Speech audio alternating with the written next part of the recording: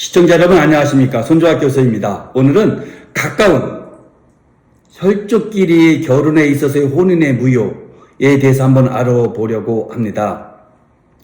혼인신고를 하였지만 실질적으로 혼인이 무효인 경우가 있어요. 예를 들면은 비록 혼인신고는 되어 있지만 혼인에 합의가 없는 경우도 그렇고요. 또 한편으로는 8촌끼리의 혈족 8촌 이내의 혈족끼리 혼인하게 되면 그 혼인은 무효의 혼인이 되게 됩니다.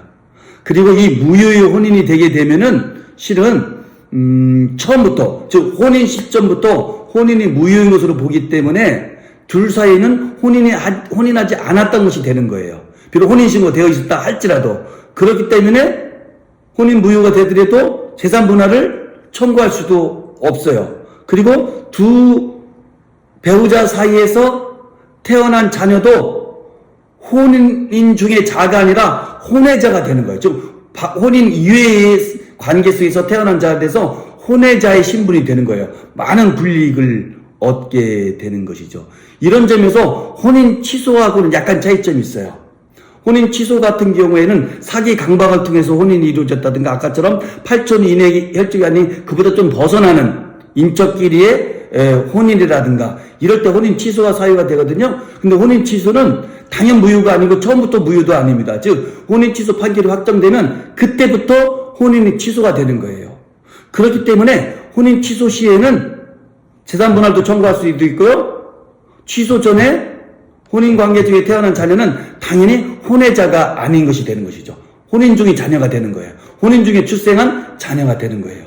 이런 점에서 실은 혼인 무효와 혼인 취소는 굉장히 차이가 큰데 우리 민법에서는 8촌 이내의 혈족 간의 혼인은 당연 무효로 보는 거예요. 취소가 아니라. 그러니까 비록 혼인신고했다 할지라도 무효이기 때문에 아무나 법정 보호를 못 받을 수 있게 된다는 뜻이죠. 그랬을 때 8촌끼리 또는 6촌끼리 혼인을 못하게 하는 것은 혼인의 자유, 내가 배우자를 선택할 자유를 너무 심각하게 제한하는 것이다. 그렇기 때문에 이거 헌법에 위배된다. 혼인의 자유, 사생활의 자유에 행복 추구에 위배된다라는 주장이 나올 수 있게 되는 거예요. 그에 따라서 우리나라에서도 실은 이 부분에 대해서 위헌이다 라고 주장하면서 헌법재판소에 재판을 청구한 경우가 있었어요. 사건이. 그때 우리 헌법재판소에서는 2022년 이것은 혼인의 자유를 침해하는 규정이기 때문에 8촌 이내 혈족 간의 혼인을 무조건 무효로 보는 것은 혼인의 자유를 침해하는 것이기 때문에 헌법에 불합치된다. 즉 헌법과 합치되지 않는다 라고 선언한 거예요. 그런데 헌법 불합치 결정이라는 것은 비록 당장 위헌이라고 하지는 않지만 국회에게 일정한 기간 동안 입법을 개정할, 법률을 개정할 기회를 주고 그때까지도 국회에서 법률을 개정하지 않게 되면 그 다음부터는 당연히 그 법률은 위헌으로서 효력을 잃게 된다는 의미의 재판의 형식을 말하는 거예요. 그리고 그 당시 헌법재판소에서는 2020년 재판을 하면서 올해 2024년 말까지 이 법을 개정해라. 그렇지 않으면 2025년 1월 1일부터는 이 규정은 효력이 없어서 무효가 아니다 라고 판단하게 된 거예요. 그러니까 어떻게 되죠? 정부에서는 또는 국회에서는 이 조항을 개정을 해야 돼요. 어떻게? 헌법재판소의 헌법 불합치 결정에 대해를 내용을 반영해서 이제 8촌 이내를 무조건 금지하는 것을 6촌 이내로 줄인다든가 4촌 이내로 줄인다든가 아니면 다른 방법으로 조정한다 하는 형식으로 해서 아무튼 이 조문을 개정을 해야 되고 조문 개정하지 않으면 이제는 더 이상 혼인 무효 판단을 받을 수가 없게 되는 것이고 혼인 무효도 아닌 것이 되는 거예요. 설사 2촌 형제끼리 결혼해도 극단적으로는 4촌끼리 결혼해도 그러니까 법무부에서는 부랴부랴 올 초 여론조사를 한 것 같아요. 우리 국민들은 도대체 이걸 어떻게 받아들이는 것인지 현재 8촌 이내의 혼인을 무효로 하는 이 조항을 민법 조항을 어떻게 인식하고 있는지에서 설문조사를 했었는데요. 설문조사 결과 놀라운 결과가 일어났어요. 일종의 완전한 반전입니다. 헌법재판소도 이게 혼인 자유를 침해한다고 했잖아요.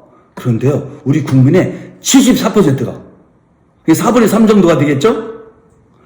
4분의 3 정도의 국민은 그건 혼의 자유 침해하는 거 아니야. 현행대로가 좋아. 즉 8천 이내의 혼인은 무효로 보는 것이 맞아. 라고 설문에 응한 거예요. 헌법재판소의 결정과는 정반대의 국민 인식이 있는 거예요. 더 놀라운 것은 법무부에서 이거 하나의 입법 안으로서 사촌끼리의 혼인만 무효로 보는 것을 어떻게 했느냐 하는 쪽으로 잠정안을 잡았던 것 같아요. 그 부분에 대해서 우리 국민들의 75%, 아까보다 1% 높습니다. 완벽한 4분의 3입니다. 75%의 국민은 사촌 이내로 출소하는 방안에 대해서 찬성하지 않으며 현행처럼 즉 8촌 이내까지는 금지하는 것으로 무효인 것으로 유지하는 것이 맞다라고 선언했다는 거예요. 그러니까 완벽하게 헌법재판소가 국민들의 정서라든가 국민 법감정하고는 유리돼서 완전히 동떨어진 재판을 했다. 이렇게까지 볼 수도 있는 것이죠. 저는 하나 아쉬운 것이 있어요. 8촌 이내에 금지하는 것이 합당하다, 6촌 이내에 합당하다, 4촌 이내에 합당하다, 뭐 다 사람마다 다르겠죠. 그렇지만 적어도 헌법재판소가 국회가 제정하고 오랫동안 시행되고 적용됐던 법조항이 헌법에 위배된다든가 헌법에 합치되지 않는다든가 라고 할 때는 최소한도 법적인 각도에서만 보지 말고 특히 이 가족법처럼 국민들의 정서와 문화와 전통이 굉장히 존중되는 영역이잖아요. 이런 영역에서만큼은 최소한도 국민들의 의견을 물어보는 절차가 필요할 것 같아요.